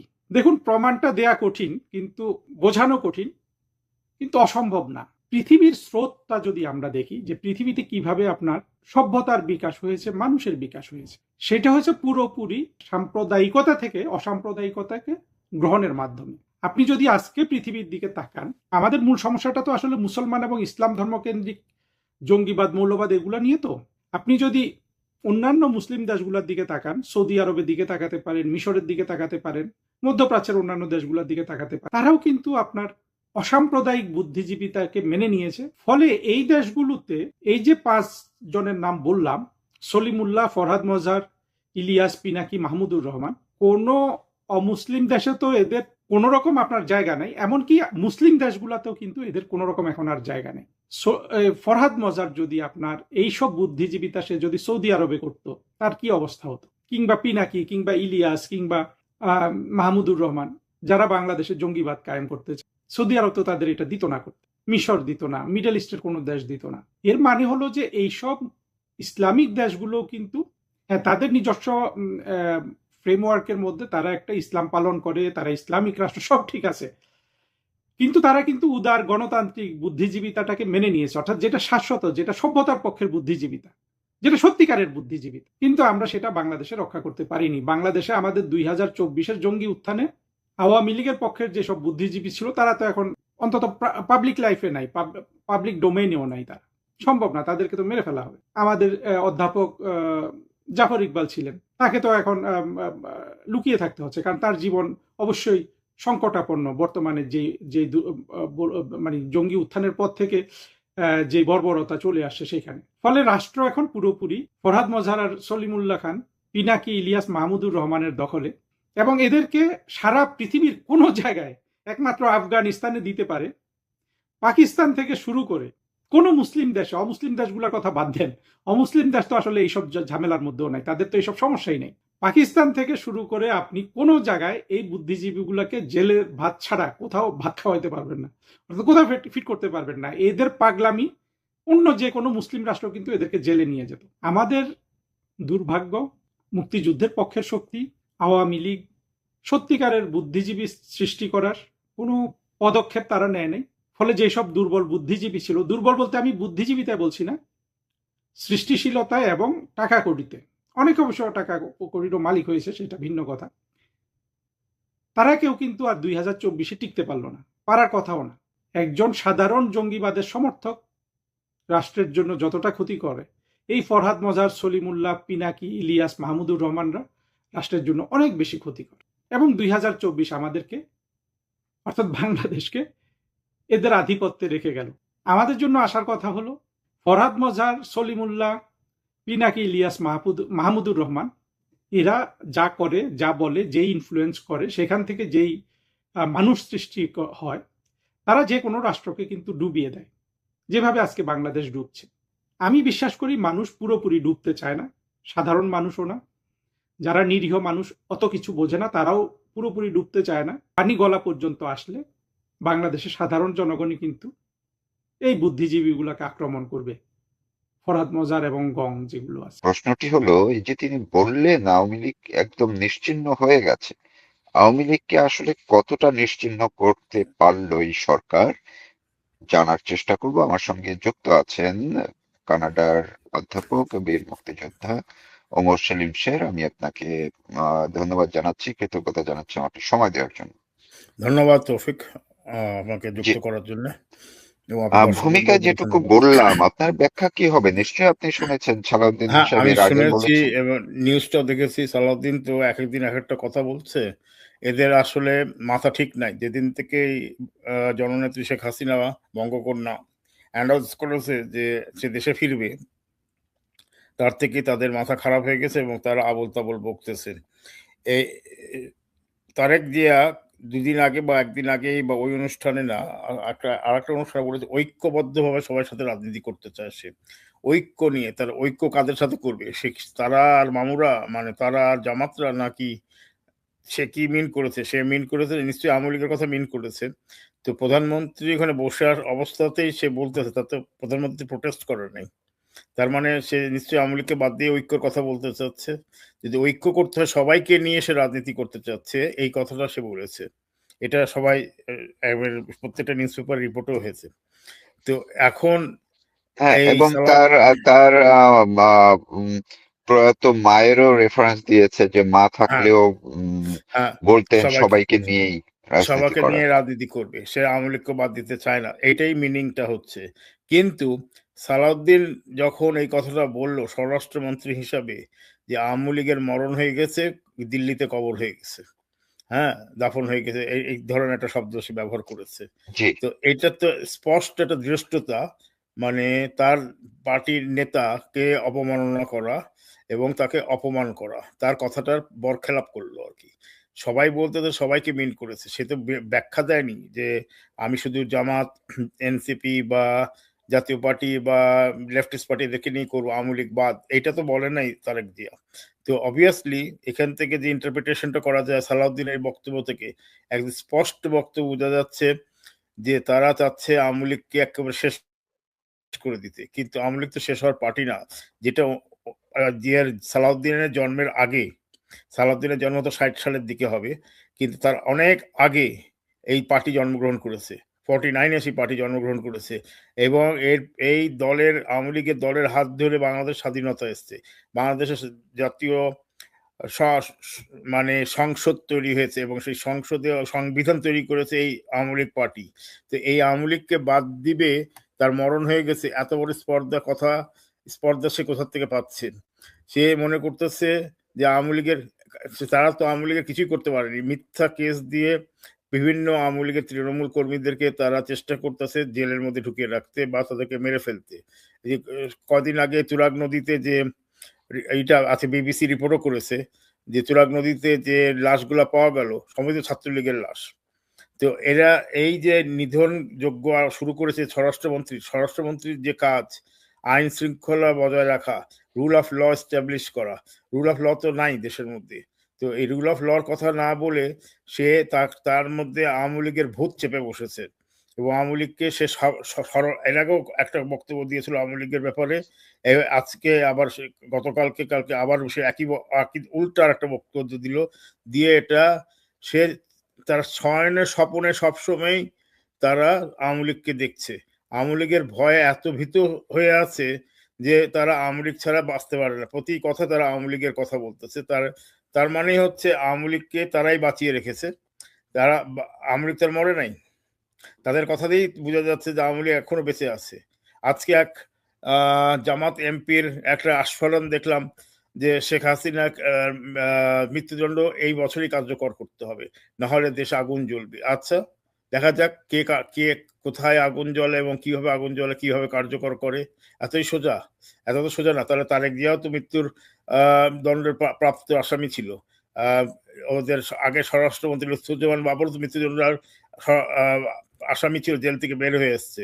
তো এত সহজ আইন ভাবে চলে না, যে আইন যদিও তারা ডিস্টর্টেড করেছে, আইনটাকে বিকৃতি করেছে বাটপার ইউনুস এবং মাফিয়া ডন ইউনুস এর তার আমলে, এবং আরেক বাটপার আসিফ নজরুল, এরা মিলিয়ে এটাকে সম্পূর্ণভাবে আইনটাকে তাদের নিজস্ব গতিতে নিয়েছে, পার্সোনাল আইন করে ফেলেছে। একটা দেশের আইন যে সবার জন্য জনকল্যাণ আইন হবে সেটা না করে তারা দেশের নিজের স্বার্থকে রক্ষার জন্য করেছে। আওয়ামী লীগ কে যে সালাউদ্দিন সাহেব যে বক্তব্যটা দিয়েছে, সালাউদ্দিন যে বক্তব্যটা দিয়েছে এবং সংসদে বোধহয় একই ধরনের কথা বলেছে, সে আওয়ামী লীগ দেখে না, আওয়ামী লীগ আছে কিনা সে জানে না, কিন্তু তার মানে যে আওয়ামী লীগকে আরো মানে মানে ই করলো, মানে অ্যাবসলিউটলি নেসেসিটি করে দিল, আওয়ামী লীগ ছাড়া তারা চলতে পারবে না। এইটাই তাদের বক্তব্যের মধ্যে ফুটিয়ে উঠতেছে। এবং আমি বলবো, সে যে বলেছে মরণ তো তাদেরই আসতেছে, এটা জাস্ট আর কয়েকটা মাস দেখার বিষয় আছে, এর মধ্যে মরণ তাদেরই চলে আসবে, কারণ মরণ আসতে তাদের বেশি দূর বাকি নাই, খুব জলদি তাদের মরণ আসবে, এটার মধ্যে কোনো ভুল নাই। এবং যতই তারা আস্ফালন করুক যে আওয়ামী লীগকে তারা দাফন করে দিয়েছে, আওয়ামী লীগকে কবর রচিত হয়ে গেছে, তা আওয়ামী লীগ যে কবর রচিত, আওয়ামী লীগের ভোটের জন্য তো তারা মানে লালায়িত ছিল 12ই ফেব্রুয়ারি, এই ইলেকশনে তো জামাত জিতেছে, আওয়ামী লীগ তো জিতে নাই, জোর করে তো বিএনপি তো জিতে নাই। তো আওয়ামী লীগের ভোটগুলো গেল কোথায়? আওয়ামী লীগের ভোটগুলো তো তারাই পেয়েছে। তো আওয়ামী লীগের তো ভোটার আছে 6 কোটি, 2 কোটি ভোট না পড়েছে যদি আমি ধরে নিই, তাদেরই কত আসলে না ভোট পড়েছে, সেই 2 কোটি ভোটার প্লাস 6 কোটি ভোট দেয়নি, 8 কোটি ভোটার ভোট দেয়নি। তো এই 8 কোটি ভোটার তো আছে, এই 8 কোটি ভোটারের ভোট দিয়ে করুক, এখন আবার ইলেকশন করুক, তো তাদের যদি সাহস থাকে তাহলে আওয়ামী লীগ দাফন হয়েছে কিনা তখন বোঝা যাবে। তো তাদের তো এই জি স্পর্ধা নাই।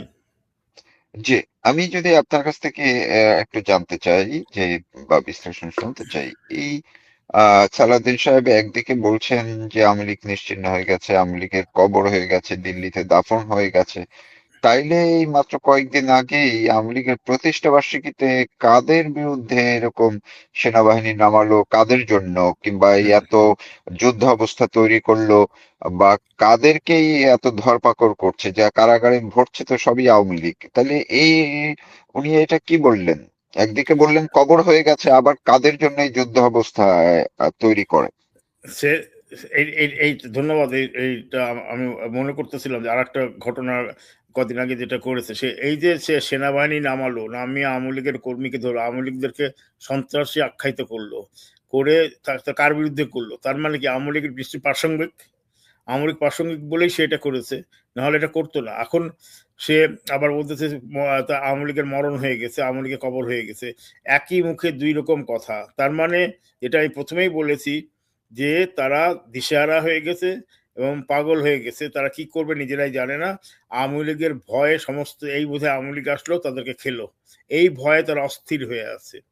এদিকে তাদেরকে এখন যদি আওয়ামী লীগ চলে আসে, দেখা যাবে তখন জামাত আর বিএনপি একই একই। আমি তো সবসময় বলি একই বৃন্তে 3টা ফুল, মানে বিএনপি, জামাত আর এনসিপি, 3টা একই একই, মানে same roots of the garlic, একই কথা।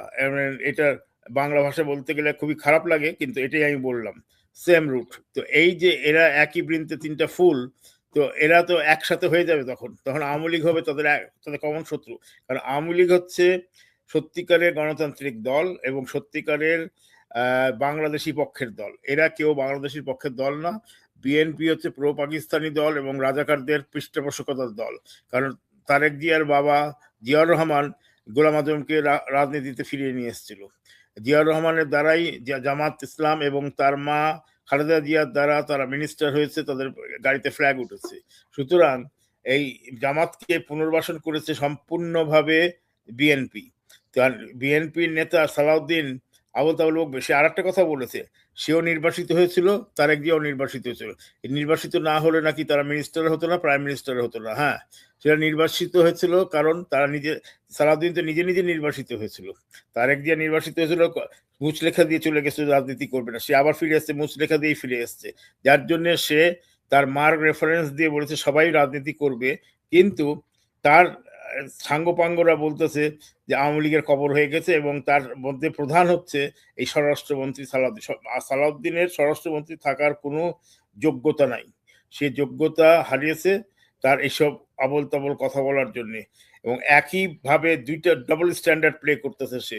এক জায়গায় সেনাবাহিনীকে নামিয়েছে 6টা ডিস্ট্রিক্টে এবং আইন শৃঙ্খলা কন্ট্রোল করার জন্য আওয়ামী লীগ যাতে, আওয়ামী লীগ তো কোনো ডাকও দেয়নি, আওয়ামী লীগ সব কর্মসূচি বা কোনো ককটেল বা কোনো রোগী বৈঠার আন্দোলনের ডাকও দেয়নি। তাতেই তারা ভয় পেয়ে গেছে যে প্রতিষ্ঠা বার্ষিকী যদি কিছু হয়। তো এটাই আওয়ামী লীগের ভিত্তি, তাদেরকে তাড়না করতেছে এবং এই তাড়না তাদেরকে করতেই থাকবে যতদিন তারা ক্ষমতায় থাকবে। এটাই আমি বলবো। কারণ এছাড়া সালাউদ্দিন মাঝে মাঝে যেসব বিস্ফোরক কথাবার্তা বলছে, তাতে বোঝা যাচ্ছে তাদের দৈন্যতা কতটুক, তারা কি ধরনের, মানে আই পিটি দেম অ্যাকচুয়ালি, সত্যি কথা বলতে গেলে তারা কি ধরনের দৈন্যতার মধ্যে ভুগতেছে এবং কি ধরনের তারা, মানে সত্যিকার ভাবে নিচু হয়ে আছে, যে আওয়ামী লীগ আসলে তাদের যে জেলে ঢুকানো হবে বা তাদেরকে যে শেষ করে দেওয়া হবে, এটা তারা খুব ভালো করেই জানে, তারা একটাও বাঁচবে না। খালি বিএনপি, মানে এনসিপি বা এই সমন্বয়ক দল না, জামাত না, এই বিএনপির ছাত্র দল থেকে আরম্ভ করে যুবদল থেকে আরম্ভ করে যত ধরনের পান্ডা আছে, কেউ এবার রেহাই পাবে না, তারা সবারই নিধন হবে। এইটার মধ্যে আমি এটা স্পষ্টভাবে বলে দিতে পারি। তো এটা আমরা তো আর গণতান্ত্রিক ভাবেই আসবো, আমরা তো আর জোর জবরদস্তি করে বন্দুকের জোরে আসেনি, এদের বন্দুকের জোরে এদের পার্টি তৈরি হয়েছে, বন্দুকের জোরে এবারে এসেছে, এবার ইলেকশনটা হয়েছে বন্দুকের জোরে। তো এই বন্দুক আর্মি তাদেরকে বসিয়েছে, এই আর্মি তাদেরকে সরাবে, এটাই আমি বলবো, এটাই ভয় ভীত আছে। জি। আরেকটা বিষয় হচ্ছে যে এই যে বিএনপি বা এই স্বরাষ্ট্রমন্ত্রী তিনি বক্তব্যের মধ্যেই এই যে এনসিপির মতো কিংবা জামাতের মতো বা মৌলবাদী যে গোষ্ঠীগুলো আছে তাদের মতোই বক্তব্যের মধ্যে হঠাৎ করেই ভারতকে একটা খোঁচা দেয় আর কি। তার মানে কি ভারতকে এই যে দিল্লিতে দাফন হয়ে গেছে, তার মানে ভারতকে স্বরাষ্ট্রমন্ত্রী উস্কে দিল কিনা, তাও একদম ওই যে প্রধানমন্ত্রীর সামনে বসে। অন্যদিকে তো দেখা যায় তারা ভারতের সাথে বন্ধুত্ব করতে চায়, ভারতকে আম পাঠায়, ভারত তাইলে আবার ভারতকে উস্কানি দেওয়ার চেষ্টাটা তাদের কেন? না, ঠিকই বলছেন তৌফিক। ভারতকে এই যে দিল্লির কথাটা বলে ভারতে উস্কিয়ে দেওয়ারও একটা প্রবণতা দেখা গেছে। এই যে এই টেন্ডেন্সিটা হচ্ছে তাদের ডাইকটমি, মানে দুই দুই প্রান্তে তারা থাকে। এদিকে ভারতের সাথে তারা বাণিজ্য করছে, এদিকে তারা গিফট পাঠাচ্ছে, আম পাঠাচ্ছে শুভেন্দুকে, ওকে ইলিশ মাছ পাঠাচ্ছে। তো আবার এখন ভিসা ওপেন করে দেওয়া আচ্ছা, হলো। ভিসা ওপেনের এটা একটা মানে আশ্চর্য ব্যাপার। যারাই ভিসা নিতে চায়নি, এই যে কি নাম, মাসুদ হান্নান নাকি একটা আছে সমন্বয়ক, মবস্টার, সে তো ভিসা নিয়ে দিল্লিতে ঘুরে বেড়াচ্ছে, ট্যাক্সি, ওটা ভিডিও দেখলাম একটা আমি। তো এরা প্রথম দিনে 1.5 লাখের উপরে ভিসার জন্য অ্যাপ্লিকেশন করে। তো এটাই যদি হয়ে থাকে তাহলে ভারতের সাথে তারা ভারতকে উস্কিয়ে কি করতে চাচ্ছে, যে তারা উস্কে যাচ্ছে, ঠিক আছে শেখ হাসিনা দিল্লিতেই যারা দাফন কাফন হয়ে যায় এটার ব্যবস্থা করছে। শেখ হাসিনা সুস্থ সবল আছে, শেখ হাসিনার এমন কোনো বয়স হয়নি যে সে এখনই চলে যাবে পৃথিবী থেকে, কারণ শেখ হাসিনা সুস্থ সবল আছেন এবং সে শক্ত হাতে পার্টিটাকে নিয়ন্ত্রণ করে রাখছে এবং পার্টির যে তৃণমূল তার প্রতি সম্পূর্ণ আস্থা আছে। তো এই জিনিসটাই তারা সহ্য করতে পারছে না, তারা চাচ্ছে আওয়ামী লীগকে 3-4 ভাগে ভাগ করে দিয়ে, মাঝে মাঝে তারা বলে রিফাইন্ড আওয়ামী লীগ, তারা তারা অমুকের নাম দিয়ে একটা আওয়ামী লীগ, সোহেল তাজকে সামনে আনে একবার, আমাদের আইভি রহমানকে সামনে আনে একবার, ওই কি নাম ওর ভদ্রলোকের, আমাদের এনভায়রনমেন্ট মিনিস্টার ছিল, ভুলে যাচ্ছে আমি এখন, ক্রিকেট বোর্ডের প্রেসিডেন্ট ছিল প্রথম, সাবের হোসেন চৌধুরী। সাবেরকে নিয়ে আসে, বন্ধু বোর্ড সাবেরকে নিয়ে আসে, সাবের হোসেন চৌধুরীকে নিয়ে আসে। তো এইভাবে তারা চেষ্টা করতেছে আওয়ামী লীগকে দ্বিখণ্ডিত করে তারা যাতে রুল করতে পারে, কিন্তু এটা তো হবে না। আওয়ামী লীগ ঐক্যবদ্ধ আছে এবং আওয়ামী লীগ ঐক্যবদ্ধ থাকবেই। আমি আওয়ামী লীগের অ্যাক্টিভিস্ট হিসেবে, আওয়ামী লীগের সদস্য হিসেবে আমি এটাই বলবো যে আওয়ামী লীগকে এত সহজ ভাবে নেওয়ার কোনো মানেই হয় না। আওয়ামী লীগ ফিরে আসবে এবং ফিনিক্স পাখির মতন ফিরে এসে তোমাদের ঘাড়ের উপরে চেপে বসবে। এই ভয়ে ভীত হয়ে সালাউদ্দিন এক এক সময় এক এক কথা বলছে, আর এটা খোঁচা দিয়ে মারতেছে ভারতকে ইচ্ছা করেই, আর ভারত তো এটা ইগনোর করতেছে। ভারত যদি অ্যাকশন নিতে চায় যে কোনো সময় অ্যাকশন নিতে পারে, কিন্তু ভারত সেটা ইগনোর করতেছে, কারণ ভারত চাচ্ছে না কোনো ধরনের কলাসাল ড্যামেজ হোক, ভারতেরও হোক বাংলাদেশেরও হোক। সেই জন্যই তারা এই অ্যাকশনে যাচ্ছে না। নাহলে এখন পর্যন্ত যতগুলা 5ই আগস্টের পরে যত অ্যান্টি ইন্ডিয়া মানে কথাবার্তা এবং অ্যাক্টিভিটিস হয়েছে, তাতে অন্য কোনো দেশ থাকলে এতদিনে বাংলাদেশকে তারা ইনভেট করতো, এর মধ্যে কোনো ভুল নাই। বাংলাদেশে তারা ইনভেট করতো করে তোমরা অনেক বেশি বাড়াবাড়ি করতো, এখন থাকো। কারণ আমাদের প্রেসিডেন্ট ট্রাম্প ভেনেজুয়েলা গিয়ে তার প্রেসিডেন্টকে উঠিয়ে নিয়ে আসলো না, ওকে গেলাম দেখলাম, উঠিয়ে নিয়ে চলে এসে জেলে দিয়ে দিল। তো ইন্ডিয়াও পারে ইচ্ছা করলে বাংলাদেশে এটা করতে, কিন্তু করে নাই, কারণ তারা রিজিওনাল শান্তি চাইছে, রিজিওনাল ভাবে ওখানে শান্তিপূর্ণভাবে ব্যবসা বাণিজ্য করতে চাচ্ছে। এবং এই বাংলাদেশ এক মুখে দুই কথা, এদিকে তারা ইন্ডিয়ান প্রোডাক্ট চাচ্ছে, ইন্ডিয়ান জিনিস চাচ্ছে, আম, মানে চাল ডাল শাড়ি, তারপরে ইন্ডিয়ান টিভি, অলমোস্ট সবগুলোই আর সবকিছু কি। সবকিছুই চাচ্ছে, কিন্তু এদিকে আবার ভারতকে উস্কিয়ে দিচ্ছে। তো ভারত তো আমি দেখতেছি এখন পর্যন্ত সহ্য করে যাচ্ছে, অন্য কোনো দেশ হলে এত সহ্য করতো না। সেই যুগে আমি ভারতকে স্যালুট জানাই যে তারা এটা সহ্য করে এখন পর্যন্ত সম্পর্ক রেখেছে বজায়। এবং তারেক জিয়া খুব ভালো করেই জানে কি চুক্তিতে বা কি কথা বলে সে বাংলাদেশে ঢুকেছে। সে 2 দিন আগেও বলেছিল সে বাংলাদেশে আসতে পারবে না, তার হাতে নাই এটা, তার আশাটা তার হাতে না, আর অন্যদের হাতে। তো অন্যদের হাতে, অন্যরা যখন তাকে পারমিশন দিয়েছে, তাকে বসিয়েছে এখানে, তাদের কাজ, তাদের কথা না শুনে হলো। এবং তার যে বক্তব্য সবাইকে নিয়ে রাজনীতি করব, এটার মধ্যে প্রচ্ছন্নভাবে সে বলেছে, প্রচ্ছন্নভাবে সে ইন্ডিকেট করেছে, যে দেখালো যে আমাকে যারা বসেছে তারাই চাচ্ছে সবাইকে নিয়ে রাজনীতি করতে। এবং তার মার রেফারেন্স যেহেতু দিয়েছে, স্পষ্ট বোঝা যাচ্ছে যে এটা আমাদের প্রতিবেশী দেশ ভারত এবং যাদের সাথে এগ্রিমেন্ট করেছে বাটপার ইউনুস, মহাদেশ যেটা আমেরিকা, সেই আমেরিকারও সাপোর্ট এখন আস্তে আস্তে তারেকের প্রতি কমে আসতেছে। তো তারেক এটা খুব ভালো করে উপলব্ধি করতেছে। আমার মনে হয় মির্জা ফখরুলও এটা উপলব্ধি করতেছে। সালাউদ্দিন সহ বাকি যারা আছে তার টিমে, তারা কেউ এটা উপলব্ধি করতে পারতেছে না। তারা মনে করতেছে অ্যান্টি আওয়ামী লীগ যত বলবো তত তারেক খুশি হবে, কিন্তু সেটা তারেক খুশি হচ্ছে কিনা সেটা তো তারা বুঝতে পারতেছে না। এটাই হচ্ছে, আমি এইভাবেই সাম আপ করবো যে সালাউদ্দিন মানে ঢিল মারতেছে, যদি ঢিল লেগে যায়, সে মৌচাকে ঢিল মারতে চেষ্টা করতেছে, কিন্তু মৌচাকে যদি এখন মৌমাছি বেড়ে আসে, বাড়িয়ে আসে, কিভাবে ভুল মানে হুল মারবে সেটা তারা বুঝতে পারতেছে না। এই হুলটা ভারতও মারতে পারে, আওয়ামী লীগও মারতে পারে, তখনই তারা বুঝবে, টের পাবে যে তারা কি ভুল করতেছে। জি, অনেক ধন্যবাদ আপনাকে। দর্শক যারা এতক্ষণ কথা শুনছিলেন, ধন্যবাদ। জয় বলছিলেন বাংলা, জয় বঙ্গবন্ধু। যে কথা বলছিলেন প্রফেসর ওমর সেলিম শের, বীর মুক্তিযোদ্ধা, কানাডা থেকে। তিনি বিশ্লেষণ করলেন যে সালাউদ্দিন আহমেদ স্বরাষ্ট্রমন্ত্রী, তিনি এই যে বললেন গতকালকে যে আওয়ামী লীগ নিশ্চিহ্ন হয়ে গেছে, আওয়ামী লীগের কবর রচনা হয়েছে বা দাফন হয়েছে, আওয়ামী লীগের মৃত্যু হয়েছে, দাফন হয়েছে দিল্লিতে। কেন এই কথা বললেন? আবার পাশাপাশি মাত্র কয়েকদিন আগে আওয়ামী লীগের প্রতিষ্ঠা বার্ষিকীতে একদম যুদ্ধের মতো অবস্থা তৈরি করলো আইন শৃঙ্খলা রক্ষাকারী বাহিনী নিয়োগ করে। এই পরিস্থিতিতে সালাউদ্দিন আহমেদ এক এক সময় যে এক এক কথা বলেন এবং তার কথার যে নিজেই আবার অন্যভাবে উপস্থাপন করেন, পুনর্ব্যক্ত করেন, এগুলো নিয়েই কথা বললেন। আশা সম্মানিত দর্শক, স্বরাষ্ট্রমন্ত্রী জনাব সালাউদ্দিন আহমেদ বলেন ভালো, দেখতে ভালো, আর সময়টা তার। এই সময়টিতে বাংলাদেশে জনাব সালাউদ্দিন সাহেবের মতো এরকম আকর্ষণীয় ব্যক্তিত্ব, পুরুষ আর দ্বিতীয় জন নেই। পুরো সরকারের মধ্যে তার যে আলোকবর্তিকা, জাস্ট লাইক এ হ্যাজাক লাইট। বাকি সবাই মোমবাতি বা কেরোসিনের প্রদীপ, কিন্তু যেখানে সালাউদ্দিন সাহেব যান সঙ্গে সঙ্গে সেখানে হ্যাজাক লাইট জ্বলে ওঠে। হ্যাজাক লাইটের আধুনিক সংস্করণ হয়তো ফ্ল্যাড লাইট, কিন্তু আমরা যারা সেই 70-এর দশকে বা 60-এর দশকে যাদের জীবন শুরু, আমাদের কাছে এখনও মানে মোমবাতি, তারপরে ওই সলতে দিয়ে ছোট দাদা দাদি মা খালা তারা ওই নবজাতকের পাশে মানে সলতে দিয়ে এক ধরনের পিন পিন আলো জ্বলিয়ে রাখতো ছোট বাচ্চা হলে, সারা সেটা জ্বলতো। সেটা সরিষার তেল দিয়ে এটা জ্বালানো থাকতো।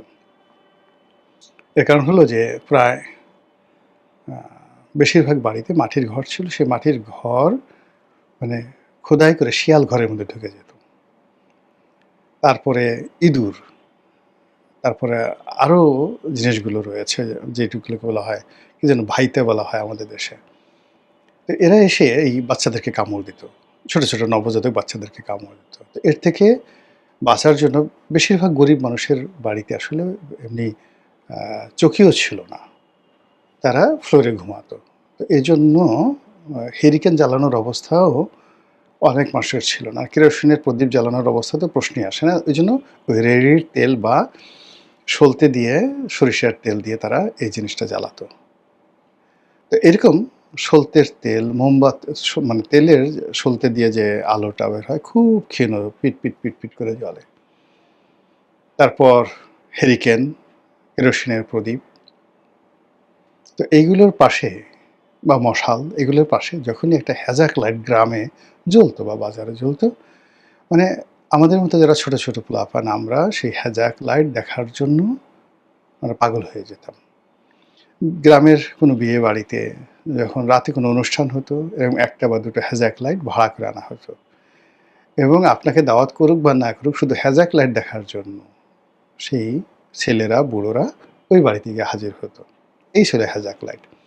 তো সেই অর্থে আমাদের বর্তমান রাজনীতির অঙ্গনের পূর্ণিমার চাঁদ বলেন, হ্যাজাক লাইট বলেন, কিংবা উদিত সূর্য বলেন, সবই এখন সালাউদ্দিন সাহেবকে কেন্দ্র করে হচ্ছে।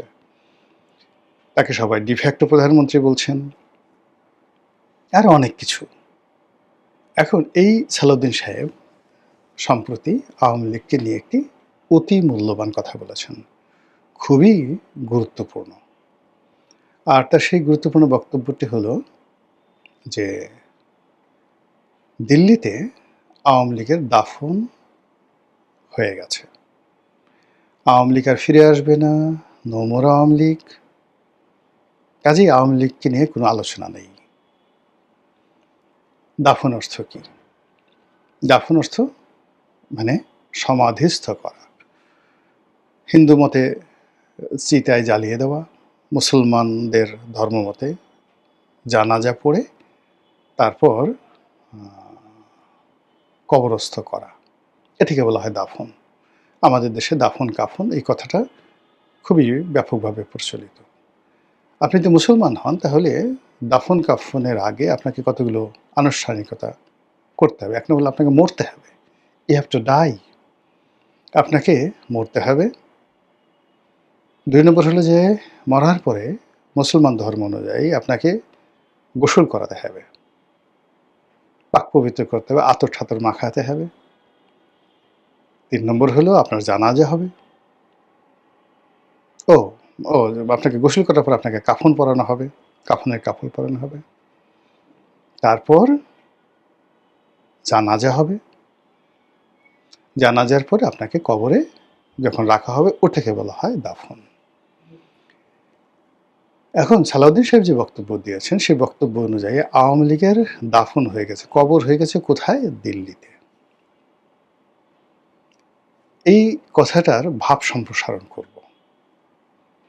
এখন ধরুন আওয়ামী লীগ তো একটা দল নয়, আওয়ামী লীগ কোনো ব্যক্তি নয়, আওয়ামী লীগ শেখ হাসিনা নয়, ইভেন আওয়ামী লীগ বঙ্গবন্ধু নয়। আওয়ামী লীগ হলো একটা বিশ্বাস, এ বিলিভ, যেটা এদেশের 6 কোটি মানুষ মস্তিষ্কে এবং মনে ধারণ করেন। তাহলে মস্তিষ্ক যদি 6 কোটি হয় আর মনও 6 কোটি, তাহলে 12 কোটি। এই 12 কোটি মানে 6 কোটি মন আর 6 কোটি মস্তিষ্ক কবে মরল, তারপরে কে তাদেরকে মারলো, একসাথে কিভাবে মরলো, এদের কি ডায়রিয়া হয়েছে, এদের কি যাকে বলা হয় ওলা ওঠা হয়েছে, গুটি বসন্ত হয়েছে, করোনা হয়েছে, এদেরকে চিকেন পক্স যেটাকে আমরা গুটি বসন্ত বলি, সেটা চাইতেও গুরুত্বপূর্ণ আর একটা গুরুত্বপূর্ণ ঠিক বলে বিধ্বংসী, সেটা হলো একটা সময় যেটা গ্রামের পর গ্রাম হচ্ছে হার্ট ছিদ্র হয়ে যেত, একটা অসুখ, সেই অসুখটা এখন আর নাই। তো সেই অসুখটা হলো কিনা, সেই মহামারী অসুখটা হলো কিনা, তাহলে এই জিনিসটা মানে মরল কী করে? নাম্বার 1, অর্থাৎ যদি আপনি আদর্শ এবং যাকে বলে একটা চিন্তা ধরেন, বিশ্বাস ধরেন। 2 নম্বর হলো যে এই আওয়ামী লীগের যে বিশ্বাস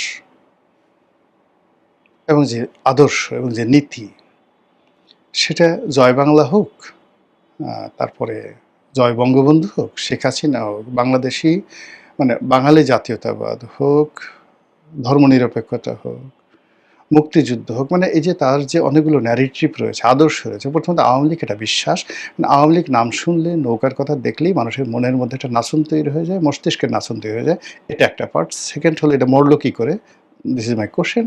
সেকেন্ড হলো এটার যে আদর্শ, আদর্শের কতগুলো যাকে বলা হয় নাম্বার আছে। বললাম যে এটা যেমন মুক্তিযুদ্ধের আদর্শ, জাতীয়তাবাদের আদর্শ, রাজনৈতিক আদর্শ, তারা গরিব মানুষের রাজনীতি করে, মেহনতি মানুষের রাজনীতি করে, প্রান্তিক জনগোষ্ঠী মানুষ করে। এখন আপনি বাংলাদেশে ধরেন যত রিক্সাওয়ালা আছে 90% রিক্সাওয়ালা আওয়ামী লীগ করে, যত মজুর আছে, মোটে আছে, মেথর আছে, নাফিত আছে, ধোপা আছে, 90% আওয়ামী লীগ করে। এদেশের যত দলিত সম্প্রদায় রয়েছে, উপজাতীয় সম্প্রদায় রয়েছে, 90% আওয়ামী লীগ করে। হিন্দু সম্প্রদায় 90% আওয়ামী লীগ করে। তা এই মানুষগুলো তারা কোনো আদর্শ বুঝে না, এটা তারা বিশ্বাসে লালিত হয়। আর এদেশের কবি, সাহিত্যিক, শিল্পী থেকে শুরু করে বড় বড় ব্যবসায়ী, এখন সবাই, বেশিরভাগ মানুষ আওয়ামী লীগ করে। তো এদের যে অ্যাক্টিভিটি, এদের যে কর্মকাণ্ড আদর্শের ভিত্তিতে, তার কি মরণ হয়েছে? এরা কি এখন জয় বাংলা আন্দোলিত হয় না? এরা কি এখন 32 নম্বরে যেতে চায় না? এরা কি শেখ হাসিনার কথা শুনে রোদন করে না? এরা কি সকাল বিকেল খোঁজ নেয় না আওয়ামী লীগ আবার কবে আসবে? এখানে মরণ হলো কোন জায়গাতে আপনি একটু বলেন। 3 নম্বর হলো আওয়ামী লীগ তো একটা ইতিহাস। সেই ইতিহাসের ধারাবাহিকতায় 1954 সন, সেই ইতিহাসের ধারাবাহিকতা 52 থেকে শুরু করেন, 1952। এবং এই যে ছাত্রলীগ আমরা বলি, ছাত্রলীগ কিন্তু আওয়ামী লীগের সেই পুরনো সংগঠন।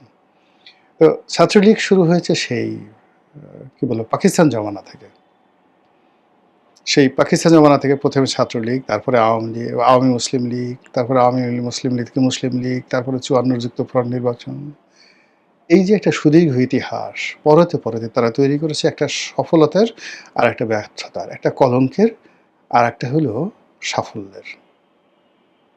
মুক্তিযুদ্ধ যেভাবে তাদের সফলতা, বাকশাল তাদের ব্যর্থতা। এদেশের বহু সফলতার সূতিকাগার যেভাবে আওয়ামী লীগ, তদ্রূপ বহু ব্যর্থতার সূতিকাগার তারাই এই মন্দ কাজগুলো শুরু করেছে। ইতিহাস আপনি কিভাবে দাফন করবেন? ইতিহাস তো কখনো দাফন করা যাবে না, ঘুরে ফিরে নামগুলো আসবে।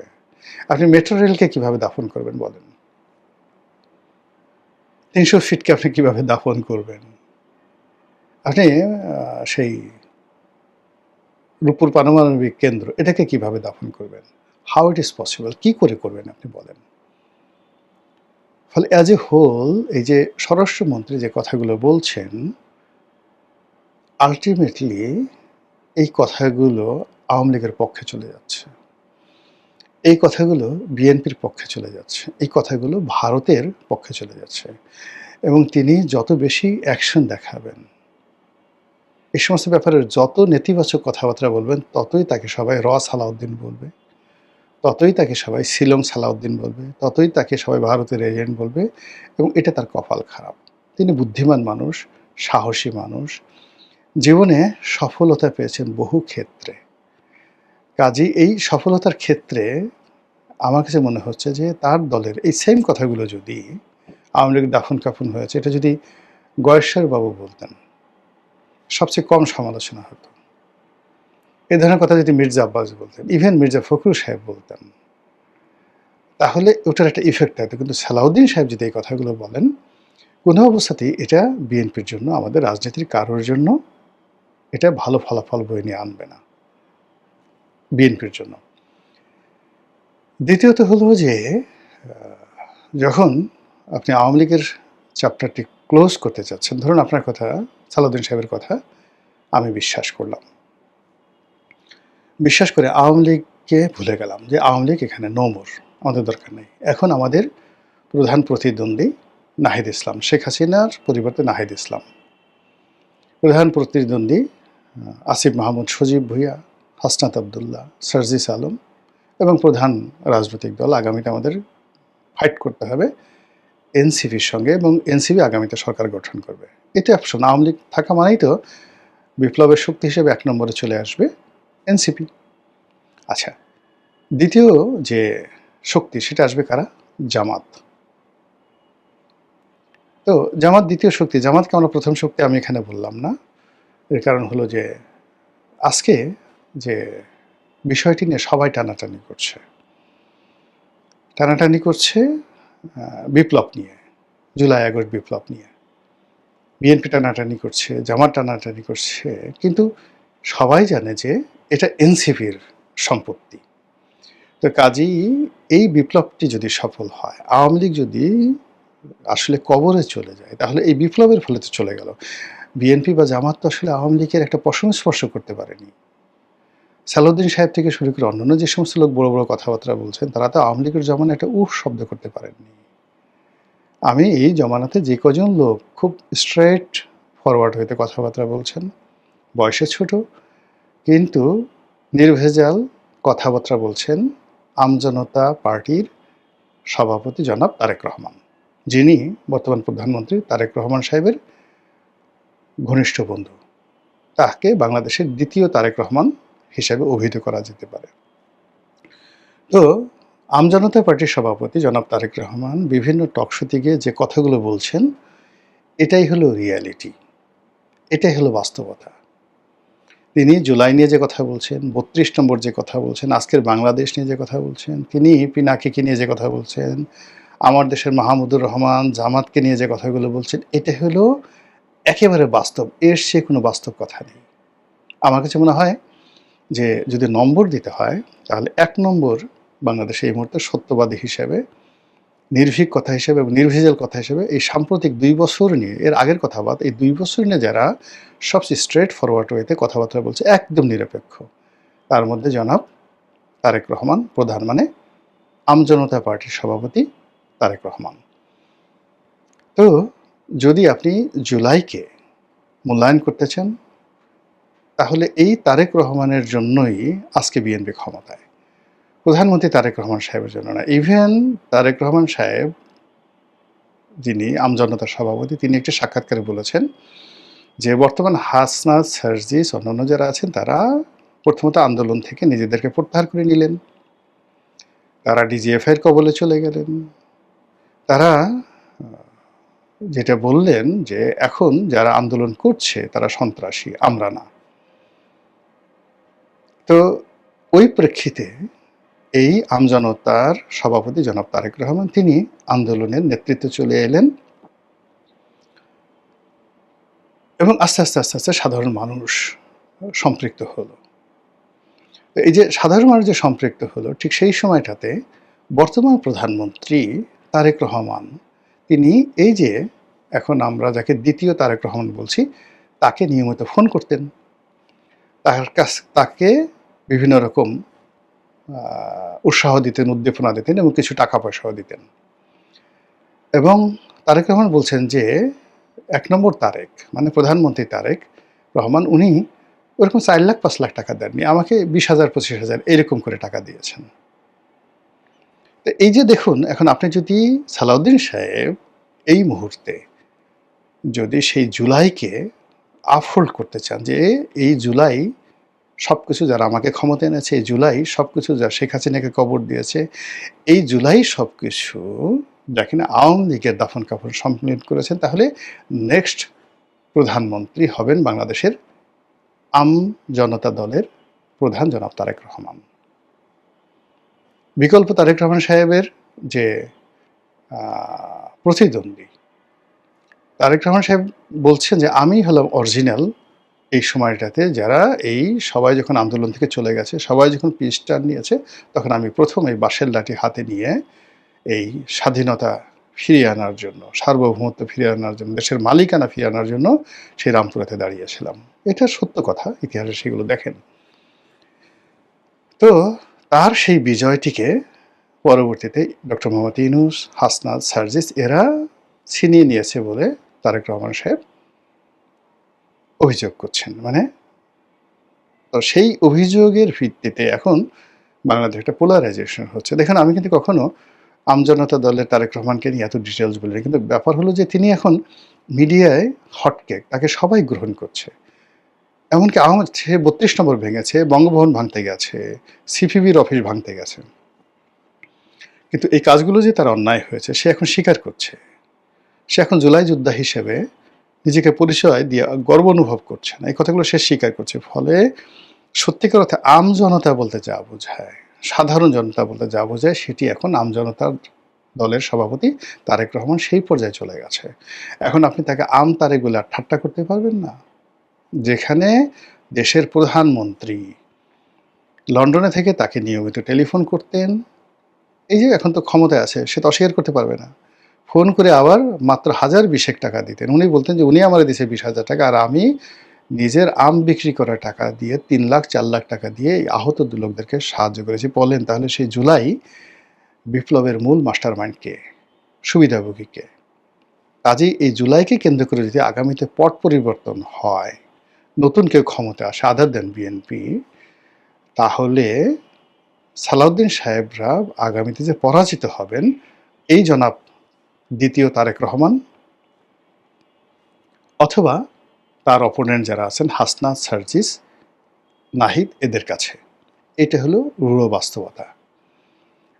তো কাজেই এই যে দাফন কাফন নিয়ে যে কথাবার্তা বলছেন, আমরা অনেক সময় অনেক কথা বলে ফেলি, কিন্তু প্রতিটি কথাকে যদি আপনি এভাবে বিশ্লেষণ করেন তাহলে আপনি দেখবেন যে এই দাফন কাফনের মাধ্যমে আওয়ামী লীগের উপাখ্যানটাকে শেষ করে দিয়ে এখন জুলাই যারা বিপ্লবী, জুলাই যারা যোদ্ধা, তাদেরকে বিএনপির মুখোমুখি দাঁড় করিয়ে দেওয়া হচ্ছে এবং সংগতিকারণে এরা এম্পাওয়ার্ড হয়ে যাবে। এবং এখন তারা যে ভাষায় কথাবার্তা বলছে, এই কথা আর 15 দিন পরে দেখবেন যে সম্পূর্ণ রিভার্স হয়ে গেছে, পাল্টে গেছে।